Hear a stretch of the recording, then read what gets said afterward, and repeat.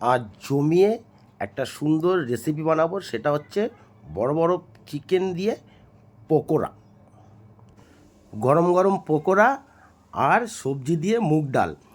তো বন্ধুরা, তোমরা জানো যে টুম্পা সোনা, মানে আমাদের টুম্পা সোনা, তোমাদের টুম্পা সোনা, সবার টুম্পা সোনার শরীর খুবই খারাপ। তো কিছু না কিছু তো আমাদের ঘরে নিজেরা রান্না করে নিতে হচ্ছে। তো বাকিটা আমার বৌদি, আমার দিদি, এরা সব কিছু না কিছু আমাদেরকে তরকারি দিচ্ছে। তো আমরা কি করব, নিজেদের ঘরেতে কিছু একটা করতে হবে। তো গরম ভাত আমরা করে নিচ্ছি। একবার তো ভাত পুড়িয়ে ফেলেছি, সেটা তোমরা দেখতে পেয়েছো। তো সেদিনকে ডাল হয়নি।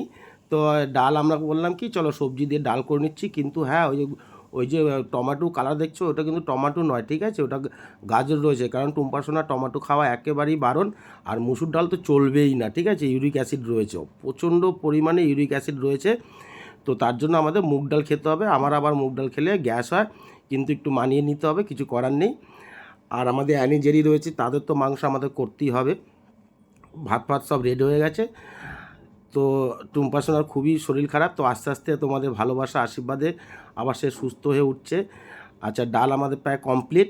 ডালের আগে আমরা যে নামাবো সেখানে একটু পাত্রে ঘি রেখে দিয়েছি, তাহলে একটু ডালটা একটু টেস্ট হবে একদম ফাটাফাটি।